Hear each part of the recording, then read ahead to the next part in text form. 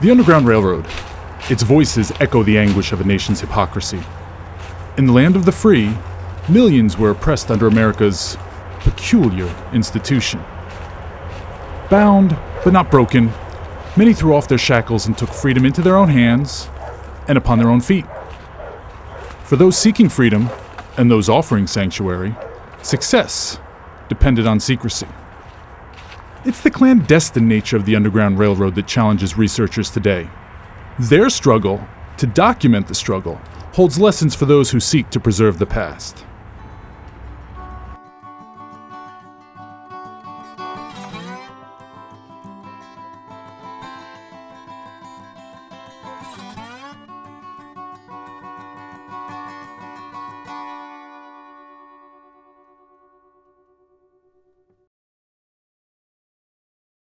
The name Underground Railroad is somewhat misleading. In reality, there was no train that traveled underground carrying escaped slaves. Trains did play a part in the freedom-seeking movement, but the term railroad refers to the network of people and places that helped to ferry escaping slaves to freedom. This network was said to be underground because of the need for secrecy, but in some cases, it meant literally going underground. As more has been learned about the Underground Railroad, researchers have come to understand that it was much more than trains and tunnels. The Underground Railroad, as we in the National Park Service with the National Underground Railroad Network to Freedom program, we define the Underground Railroad as the system used by enslaved African Americans to secure their freedom. And that really puts the focus on those enslaved persons who were seeking their freedom, and then broadening that to include others who assisted them. So we sort of take a different stance as to the traditional Northern abolitionists focus on that capacity or that aspect of the Underground Railroad and try to hone in on first looking at the conditions of those enslaved persons, what they were enduring that caused them to risk everything, not knowing where they were going to go, where they were going to end up, but taking every risk to secure their freedom and eventually being assisted by others to what we know as the Underground Railroad. The Underground Railroad is essentially a freedom-seeking movement. It comes out of the desires of any enslaved people. Those people are going to find some way to get the opportunities that they are being denied.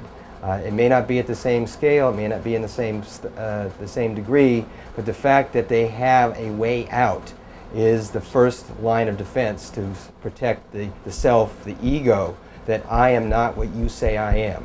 I can get out. I can do things that you don't want me to do. I can oppose you. Maybe I cannot defeat you, but I can live to fight another day. I can pick the time and choose the means of my liberation. The President Street Station in Baltimore pays tribute to one of the more creative means of liberation. In 1848, Henry Box Brown had himself sealed in a box and shipped to the Philadelphia office of the Pennsylvania Anti-Slavery Society. When he arrived in Philadelphia, Brown found himself on free soil. Brown's story is one of many that demonstrate the ingenuity and resilience of the freedom seekers. And just as there were many methods of escape, there were many avenues of escape as well. It's not that there isn't a northern movement, but rather the movement is multi-directional. People did go north, but not in great numbers. People left and went to Europe. The number of people ran to the seaports, and you think about it, the South as a region is surrounded by water on two sides, and if you count the Mississippi River, on three sides. You hide yourself on the dock, and amidst all of these bales of hay or bales of cotton, in these warehouses, in mid barrels of turpentine and so forth. I mean, it is basically full of hidey holes. And the people who are loading the cargo are black, and the people who are loading it onto the ships are black, and the people who are driving the wagons are black, and the people who are doing all the repair work, the barrel makers or the blacksmiths making the metal hoops to hold the staves of barrels together, they're black. I mean, you have this huge black world into which a few more people showing up doesn't disturb anybody, and they figured that out. This is the part that's underreported. The maritime workforce, the sailors and deckhands and so forth on these vessels, are just generally about 40% black. So if you can find somebody that looks like you, that is sympathetic to you, that will hide you away. If you have a crew that's all black and they befriend somebody on shore who's hiding out in a port city ready to get away, well, then that's the path of least resistance. There are people that ran to the west. That once you could get beyond the Mississippi, it's rough and tumble. There's a lot of bad guys out there. Worse than runaway slaves. You're not the person to watch out for. You got to look out for bandits and hoodlums. So you can work your way past all that. The gold rush in 1849 creates huge streams of people going west, and their wagons are always breaking down. They need an extra hand. So here's a black guy. And we don't care if he's black. We need somebody to help us get this wagon over the mountains. Will you go? Will you come with us? Where are we going? We're going to the gold rush. Okay, well, I'll go for that. So you end up with black miners who had once been Southern field hands that get out, go west, never come back. Whatever the path, whatever the means, many did escape via the Underground Railroad. And while there's ample evidence of their success, researchers still can't say how many succeeded in finding freedom. Number that often comes up is 100,000, or maybe 200,000. But that's just a blue sky estimate. So how many people run away? That's a question we definitely should try to answer, but the records are imperfect. You would say, well, let's measure them where they got to. Well, if you're not going to announce yourself as a runaway, you're going to merge with a free black community in the north. You're going to be one of them. We're always here. But in fact, you might be from North Carolina and you embedded yourself in a community. So that's the secrecy prevents, the necessary secrecy prevents the revelation at a time when the question is being asked. Many of the communities that can document Underground Railroad activity have taken to commemorating their part in the freedom-seeking movement. Activities once underground are now on public display. But once again, finding documentation is a problem. Just as they don't know how many people escaped via the Underground Railroad, researchers can't say exactly how many sites were part of the Underground Railroad. We do not know. In the National Network to Freedom program, we have to date 181 sites, programs, and facilities listed in the program. And again, that includes not only historic sites, but educational programs such as tours or school programs, and facilities such as historical societies, libraries, archives, and museums. And what the National Park Service found in developing this program is that many of the sites were lost, but that did not prohibit communities or prevent communities from continuing on or commemorating their local history. And so what we found is that many communities would develop tours, even though the sites may not exist, develop tours through their community to remind people of that very important aspect of American history. It's often easier to document those Underground Railroad sites that are associated with well-known people or events. But part of the appeal of researching the Underground Railroad is the possibility of finding hidden history. Yet the allure of discovering a previously unknown connection must be measured against the challenge. In theory, any site that existed before 1865 could be associated with the Underground Railroad. But which sites are legitimate and which are not? One of the biggest problems researchers face is finding enough of the right kind of evidence to effectively document a site. What we're finding in the National Underground Railroad Network to Freedom program, how we know, again, varies according to communities. But again, what's really been interesting to me is that there are many ways to how do we know. And a lot of times people said, oh, we could never learn about the Underground Railroad. It was a secret activity. There are no records. But as we're finding day in and day out, as people begin to continually do the research and networking in the spirit of the Underground Railroad, networking today with one another, with their communities, with local historical societies, academic institutions, grassroots researchers, descendants of people who were involved in the Underground Railroad, and combining building blocks, building on one little piece of information that somebody found and connecting those stories, continuing to do this research. That's how we begin to know what we know. And it is sometimes a long process, and we in the Park Service recognize that people have been doing this research for many, many years, much longer than the National Park Service has been involved. And what we try to do is facilitate that research and helping people to connect with others who might have a piece of their story so that they can take that research one step further and hopefully get to the end of the story sooner than they might have had they continued working alone. In many cases, the best place to start is the beginning. It's a cruel irony that in the land of the free, slavery was legal. But because it was legal, it was also well documented. Many times, these materials have provided researchers with a starting point. From the plantation, researchers can follow a paper trail laid out by runaway slave posters and slave narratives. However, it's important to remember that while slavery was legal, escaping from slavery or helping someone escape from slavery was not. Once again, the secrecy of the struggle presents an obstacle. Researchers have to comb through scattered bits and pieces of information and tie those materials together in an historical game of connect the dots. While the National Park Service acts as a repository for Underground Railroad research, most of the work is actually done at the local level by community organizations, historical societies, and individuals. By visiting 2 communities that have successfully documented Underground Railroad sites and had them placed on the National Historic Register, we can better understand the complicated web of evidence that researchers have to weave.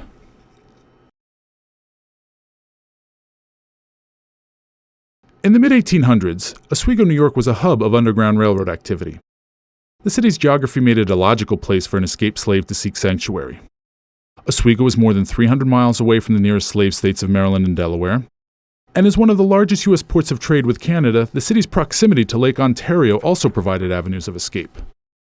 The maritime trade, which served as the economic backbone of Oswego, brought with it ships that were often manned by African-American crews and others sympathetic to the cause. Another factor that played a role was the political atmosphere in and around Oswego. While the region was overwhelmingly white, it was teeming with abolitionists. In the nearby town of Volney, the Bristol Hill Church was a hotbed of abolitionist sentiment and actions. The church has managed to preserve much of the original architecture from its founding in 1812. Just as important as preserving the building itself, members of the church were able to preserve evidence of what went on inside.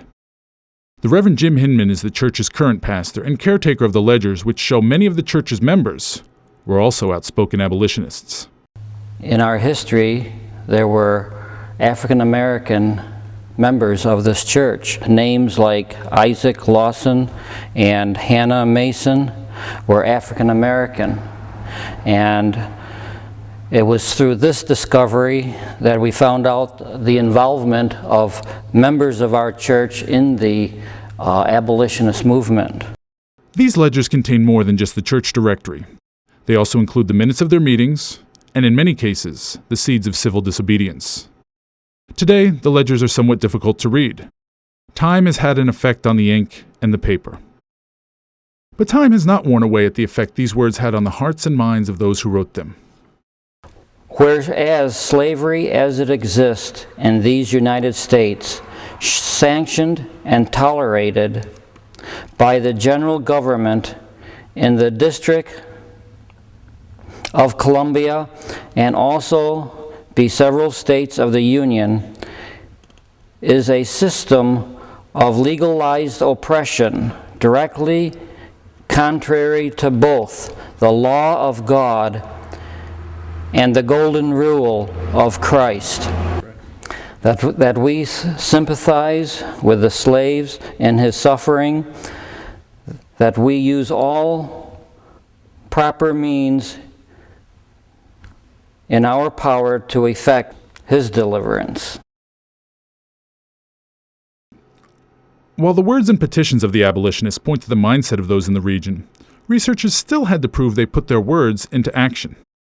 As of 2004, more than a dozen sites in and around Oswego have been placed on the National Historic Register.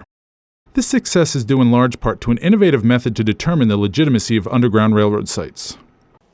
We've developed a rating system that's 1 to 5, and we initially started this as a way to talk about which sites might be better documented than others, because you recognize that the Underground Railroad isn't just a yes-no variable, that some sites are really well documented, and some sites are in the realm of oral stories, and some sites are oral stories that have some good documentation, but they're not really quite as well documented as you wish they were, but you don't want to just throw them out because they really have potential. So we realized it's kind of a sliding scale. So what we developed was a scheme, and if it's a number one, as we've said, it's a story that we look at and say, we think that even with further work, it's going not to be a site that will pan out as an Underground Railroad site.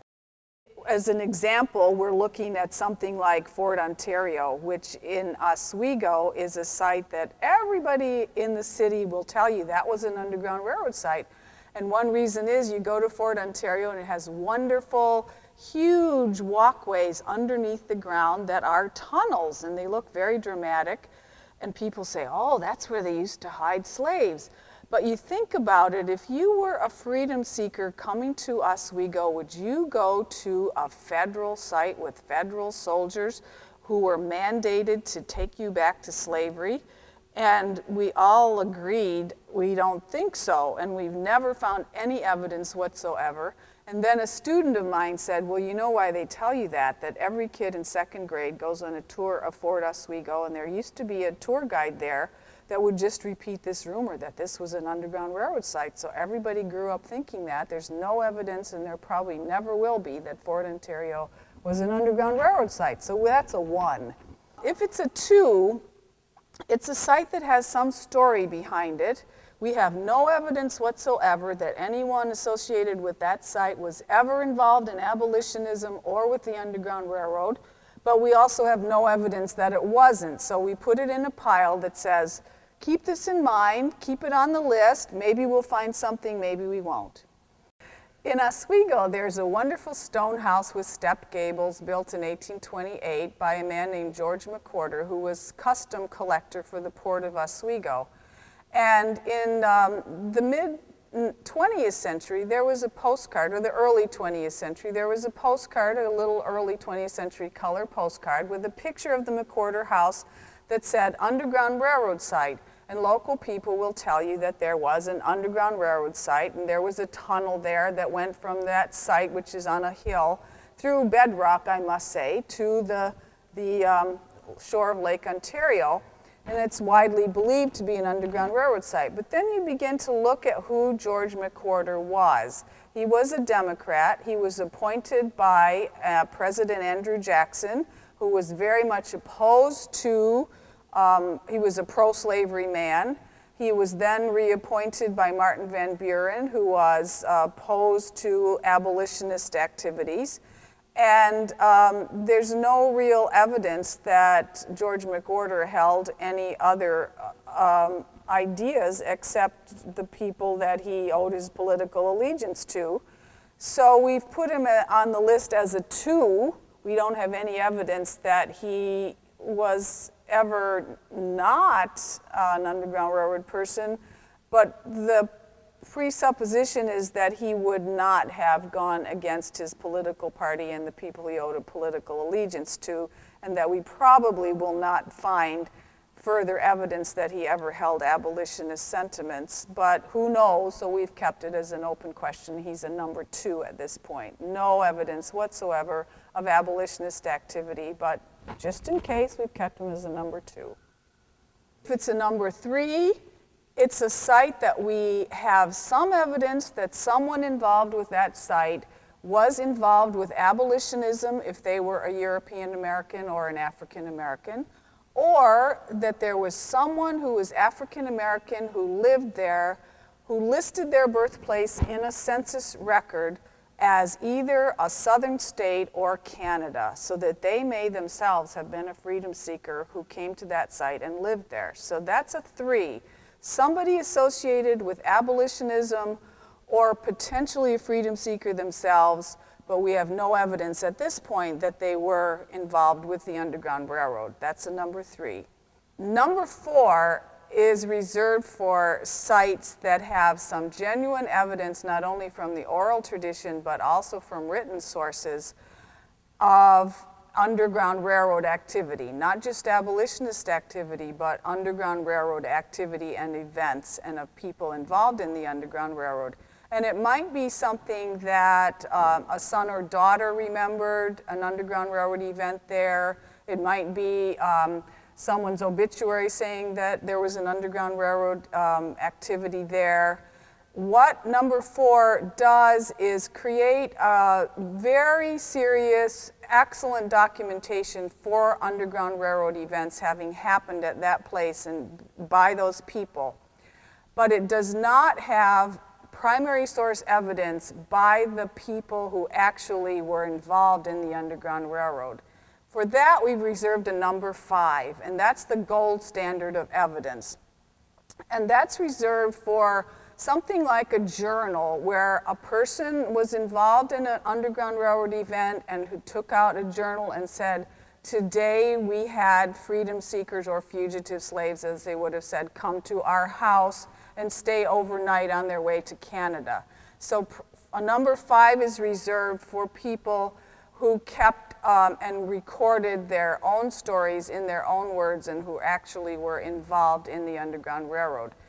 By the time you get a rating of a number 4 or 5, the evidence is so strong that we are able to nominate those sites to the National Register of Historic Places or to the Network to Freedom, and they've been accepted as documentation that's adequate for nomination and acceptance to those sites. The Asa Wing House is really the gold standard of evidence. Asa Wing was a very active abolitionist lecturer from the time he was a student in an academy in the late 1830s until his death in the 1850s. He lived in a small house which Garrett Smith, a wealthy abolitionist in New York State, helped him buy. He kept a journal in the early 1850s. One of his descendants has the original journal, and in his original handwriting, on Christmas Eve, 1852, he wrote that Mr. Thompson, his wife, and 5 little girls came to our house to save themselves from the kidnappers. And a couple of days later, he said, Mr. Thompson, parentheses, colored, helped cut some wood today. And then they left a day or so later. So we know that that house was used to help people as a way station on the way to Canada. Even with primary source evidence, making the case for some sites was not easy. In trying to document 2 of the sites, Wellman and her colleagues found that sometimes the shortest distance between 2 points is not always a straight line. Starr Clark is a very complicated kind of evidence. This one was used as a tin shop in the downtown of Mexico, New York. There's a very strong oral tradition in that family, which is carried on by Barbara Knight, who is Starr Clark's great-great-granddaughter. And it passed from Starr Clark to his granddaughter to her granddaughter, who is still alive today. This is the old part of the house, but right at the foot of the stairs, when you could turn to the right, and there was a big stone, little stones. It was different than the other stones. We had lots of evidence from Starr Clark in his own handwriting. He signed abolitionist petitions, he wrote abolitionist letters, he was an abolitionist politician, but we had no documented evidence that he used it as an Underground Railroad site until we found in a newspaper published in 1838, The Friend of Man, a lengthy and very detailed description of an African American named George. The article was titled The Fugitive George, who came to Mexico in the fall of 1837 from a place which, from the descriptions, I think was actually in Maryland, in the Chesapeake area, came through Pennsylvania, New York State, ended up in Mexico, had a major revival, religious revival. They gave him a horse, collected some money, and he went to Canada. Now, this article was signed C, and it started out with the man who wrote it saying he saw a colored man go to the tavern opposite, and he went over to introduce himself. The question was C. Starr Clark? We went through our list of abolitionist petitions in Mexico, took out every name that had signed, every person who'd signed at least 2 petitions. There were 4 people whose last name started with C who had signed at least 2 petitions from Mexico. The only one whose last name started with C who lived across the street from a tavern, according to old maps, was Starr Clark. That way we realized Starr Clark had written this letter and that George had stayed with Starr Clark and that tin shop was indeed an Underground Railroad site. Tudor Grant was an African American who, again, was very outspoken. He lived in Oswego, New York from 1832 until his death in the 1860s. He had been an abolitionist lecturer. He'd signed anti-slavery petitions. He'd organized an African-American meeting protesting the anti-slavery, the Fugitive Slave Act in 1850. He was a well-known barber, lots of ads in the paper. He was a poet. He put poems in the paper. And we picked him up first in the census records. And in 1850, he had listed his birthplace as Maryland. In 1855, he said he was born in Westchester County. And we said, now, isn't that interesting? Why would he say he was born in Maryland in 1850 and in Westchester County, New York in 1855? And we began to think that perhaps because he was so outspoken an abolitionist, so well known an abolitionist, that he may indeed have feared, if he had been a freedom seeker, he may have feared recapture, sending under the terms of the Fugitive Slave Act. We continued searching for information, and again, finally in the Friend of Man, in a public newspaper in 1838, after the murder of Elijah Lovejoy, who was an abolitionist newspaper man in Illinois, he was murdered in 1838. Tudor Grant had stood up and offered a resolution in the Oswego County Anti-Slavery Society meeting, and he had been introduced as a man who was once a chattel, but always had thought of himself as a man. So we knew that Tudor Grant had been born into slavery. Now, we don't know if he had been legally freed or if he had been indeed a fugitive from slavery, a freedom seeker, but because he had voluntarily himself reported his place of birth in 2 different ways in 2 different censuses, we're quite sure that he was indeed a freedom seeker.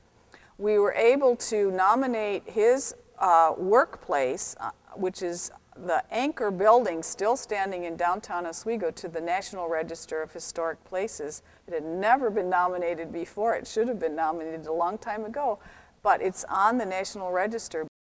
More often than not, Wellman and her colleagues have been successful in documenting and preserving these sites. Their success has had an impact well beyond Oswego. It's really begun to create a real awareness of how important African American history has been in central New York, all over these small towns. It's begun to have a real impact on both kids in schools. There is a new curriculum unit that the Historical Society uses for hundreds and thousands of 4th graders and also tourists in the county on Tudor Grant, this barber in Oswego who was so important. The tourism office in our county and also in Syracuse and now in Auburn and Cayuga County around the Tubman home are beginning to develop heritage trails, which are connecting now to the Heritage New York Underground Railroad Trail in New York State, which is one of Governor Pataki's new programs. So we're beginning to connect this as a New York State trail, which is now connecting also to the Network to Freedom through the Park Service Trail, to trails all over the country. So it's beginning to have an impact both on the European American population and the African American population, I think, throughout the state of New York, and I think throughout the country, and in a real way to connect us together in new ways that people didn't really understand before they started thinking about this Underground Railroad project. And just recently, Oswego County, which is a very poor county, has had an idea arise to solve its budget problem, which is to create a huge new landfill and take New York City's garbage. And it's right next to the Bristol Hill Church, which is a wonderful biracial Underground Railroad church from the 1830s, which is partnered with an African American church in Syracuse.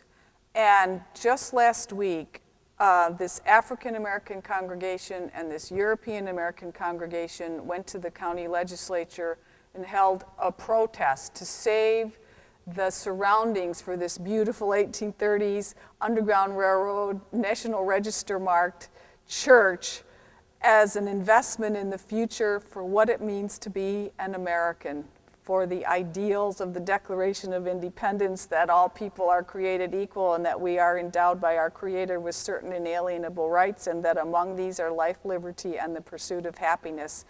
And that we really don't need New York City's garbage right by this beautiful church. What we need is more investment in the ideals that bring us together as Americans. About 300 miles southeast of Oswego is the town of Lawnside, New Jersey. While it has only one site on the register, the historical significance of that one site cannot be overstated. The Peter Mott House is one of the few documented Underground Railroad sites known to be owned and operated by an African American. As was the case in Oswego, it was an accumulation of evidence that allowed researchers to verify the role of the Peter Mott House as an Underground Railroad site. Perhaps more important is how it all got started. The story of the Peter Mott House serves as a roadmap for those following the research process from oral tradition to validation. Lawnside Historical Society President Linda Waller explains how they came to know what they know. It was connecting the dots and then being able to get grants from the New Jersey Historical Commission and the National Trust that enabled us to have research done by professionals that could pull things together. And the oral history, we can't discount that. You can't tell the people who aren't allowed to read and write, let alone read and write about themselves, that oral tradition has no value in research. And so we do have several residents independently say the same thing. My grandmother told me, my great-grandmother told me, this is what Peter Mott did. This is how he did it. And when you look at the different family histories of people who can trace themselves to the Underground Railroad fugitives, you'll find that same thread. Like Oswego, Lawside's geography made it appealing to freedom seekers. It was right across the river from heavily abolitionist Philadelphia, and for those who escaped from or traveled through the nearby slave states of Delaware or Maryland, New Jersey often provided their first steps on free soil. But for Lawnside, there was more. The town was known as an African-American hamlet. The close-knit community fabric that was woven through adversity still exists today. The bond that has been forged between Lawnside and its residents proved vital when the town's past converged with its present. One of the more authoritative resources on the Underground Railroad is a book written by William Still. Through his correspondence with noted abolitionist William Lloyd Garrison and interviews with freedom seekers passing through Philadelphia, Still kept a detailed record of Underground Railroad activities in the region. While his documents had to be kept secret during the time of slavery, Still's book was published in 1872. William Still had an older brother named Charles. Charles's great-great-grandson is Lawnside native Clarence Still, Jr. Well, I'll tell you, growing up in Lawnside was rather uneventful, and hearing about the Underground Railroad, it was one of the things that was not really talked about. So I suppose it was from the secrecy of the project in the beginning, and it continued on through the years, whereas not many people would talk about the Underground Railroad. Now my father, he would, and see, William Still had an older brother who was Dr. James Still. Well, that's when my father would always talk about Dr. James Still, but then he would talk about William and the Underground Railroad a little bit. It wasn't so much that he would tell a story, but a little snippet like here and there that, well boy, he helped runaway slaves there, you know.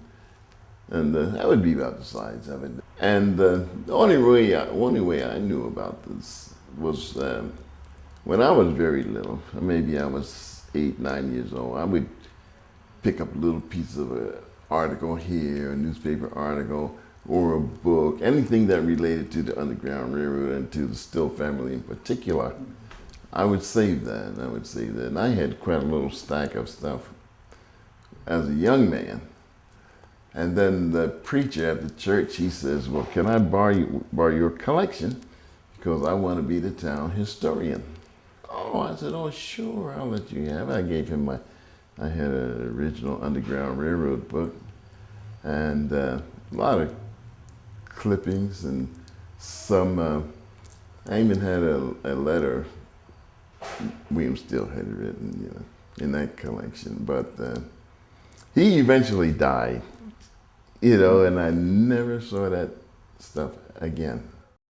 Even though Still was able to accumulate more evidence, there wasn't much interest in the Peter Mott house until development threatened to destroy it. The house currently stands at the end of a cul-de-sac. When construction began on the adjoining properties, the Lawnside Historical Society went into action. That's when we went into overdrive and really decided that we needed to form a historical society, an organization that formally could take responsibility for trying to preserve the house. And at that point, it didn't belong to us, it belonged to the developer. So we were dealing with several things at once. Our historical society was born out of crisis, and we then had to figure out a strategy for how to preserve the house, at least encourage the owner not to destroy it to build these duplex type homes, or at best, get possession of it so that it would be ours to do as we thought best. We began to try to have a dialogue with the owner. Over the course of a couple of years of talking and not talking and media coverage, we eventually were able to get the property deeded over to the society. So he actually gave it to us, and we took the deed on February 20th, 1992. Given a reprieve from the wrecking ball, the Lawnside Historical Society set out to demonstrate the significance of the Peter Mott house. As is often the case in many investigations into Underground Railroad sites, the ambitions of the Lawnside Historical Society were greater than their resources. The information that Clarence still had, we had to go back and document and get that written down. So there are a couple of books. There's a history of Camden County, which he pointed us to, that was written in 1930, and that had information about Peter Mott and his significance as a Sunday school superintendent for the African Methodist Episcopal Church here. Then Mr. Still pointed out that Camden County didn't exist until 1844. So if we were looking for information, we'd have to go to Gloucester County. So we went to the Gloucester County Courthouse in Woodbury and looked through the records and deed books from the 1800s, kind of just casting about looking for a little nugget. We didn't know how to do title searches or those kinds of things, and certainly not with documents of that age. So we kind of struggled along.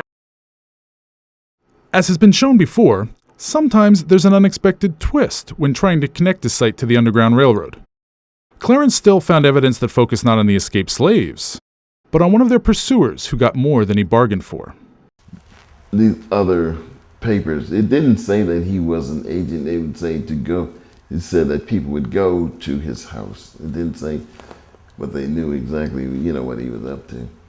And the same token, there was a slave catcher who came in 1854.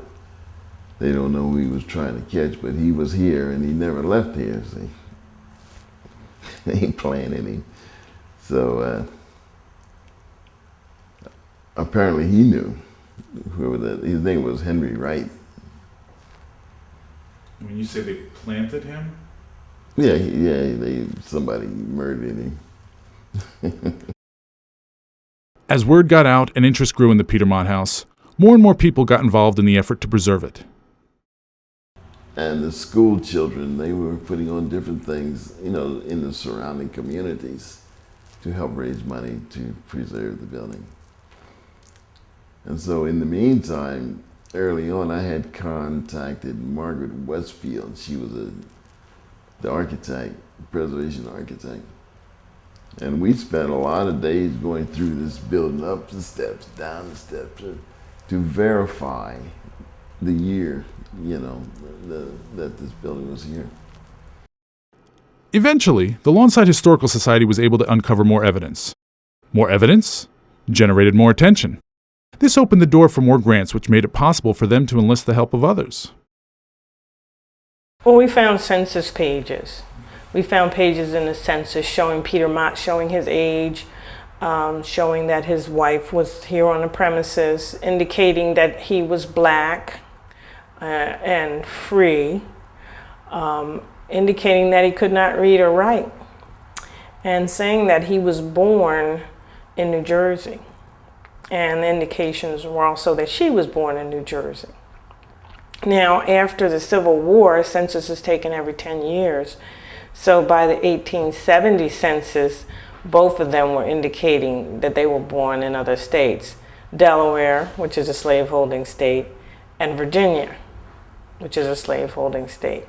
So the question is, were they really born in New Jersey and then somebody just got confused later in life, or were they not born in New Jersey? Were they born in slaveholding states, and were they obscuring that fact because they didn't want to be subject to the fugitive slave laws? Fortunately for us, Gail Greenberg, who was then the executive director of the Camden County Cultural and Heritage Commission, agreed to take on the project pro bono. And so she began to do the research and turned up the kinds of things that we really needed, and went one step further to prepare our National Register nomination for this property, so that in 1994 this property was named to the New Jersey and the National Registers of Historic Places. Today, the Peter Mott House is once again abuzz with activity, but of a different sort.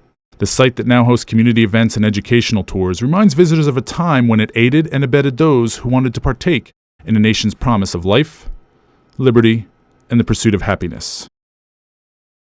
By uncovering its past, Lawnside has reclaimed its history for generations to come.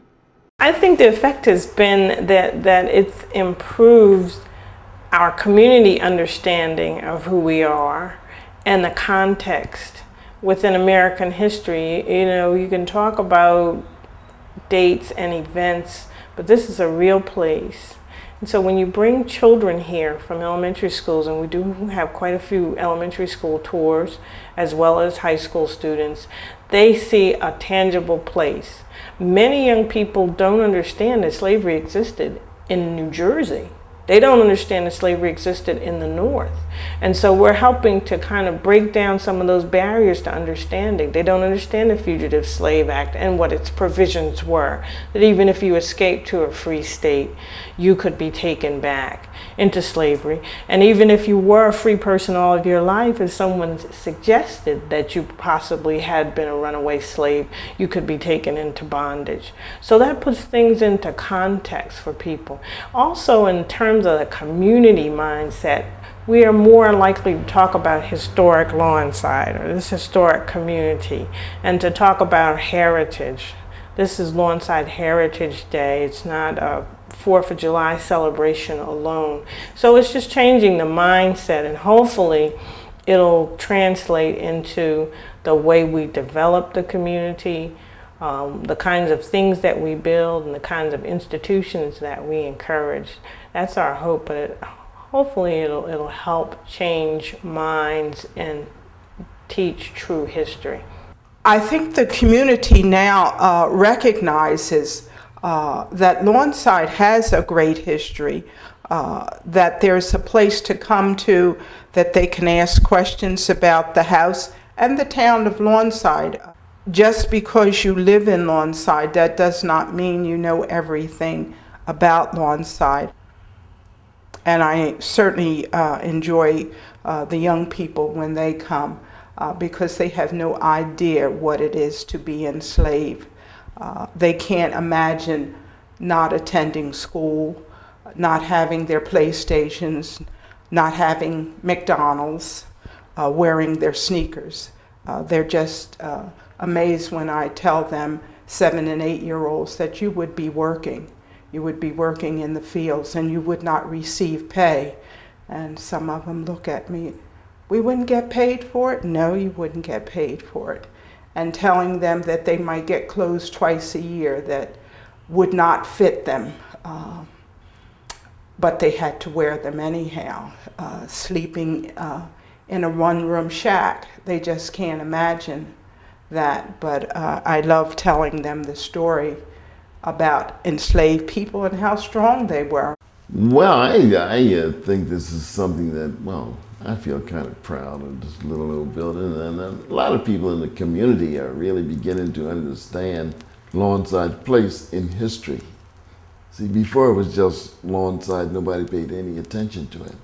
It was Lawnside, it was here, it was a little black community. If you look around now, you see signs saying historic Lawnside and things referring to it. It woke the community up and people began to feel proud about this little community.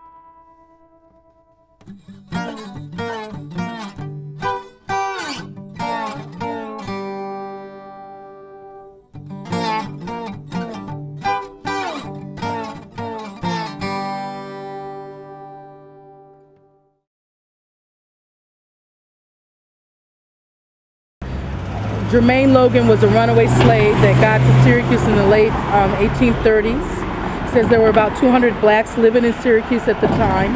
He founded the first AME Zion church here. And from this house that was at this location, we have documented that he rescued about 12 to 1,500 slaves, came through this station on the Underground Railroad. His daughter, Sarah Logan, told the stories to her daughter, and the collection, the original manuscript is at Howard University. and she became the first black woman doctor to graduate from what is now University Hospital, State University of New York Hospital. And the stories go from this manuscript that the house had a second floor room with no windows, and the family called it the fugitive chamber. And there they hid these slaves overnight. She even talks about that one family stayed there about a month. And they had a young man named Henry Kelso, a teenager, that stayed on and didn't run further north and stayed on with the family and would help them on this underground railroad site. And she describes how her job as a little girl was to gather blankets together when they heard this 3 whistle, this signal from trains down the road. And these signals would be given and they would know that the trains were coming with fugitive slaves on them. And the family would walk down the hill here to Railroad Street, up Railroad Street East a couple of blocks to a tunnel. And they would wait outside the tunnel in the dark. And the trains would come into the tunnel, slow down, and runaways would jump out into the family's arms, and they would bring them back here. She talks about Harriet Tubman using the house. She describes a night when Harriet Tubman brought 6 little children, 3 adults, all of them with gunshots in their arms, and how she helped her mother take the bullets out of their arms. And she talks about a night where a little boy came to the house with a gash in his leg, high fever, and how a woman that she called Starlight, an Onondaga woman, rode to the reservation, the Onondaga reservation, to get herbs from the clan mothers because the physician that they trusted in town was not here and they could not call on anyone else for the boy. And how the herbs did not really work, how far gone he was already, and how he died while she was sitting with him. So the book is, this manuscript, unpublished manuscript, is full of stories about this street corner, what happened here on the Underground Railroad.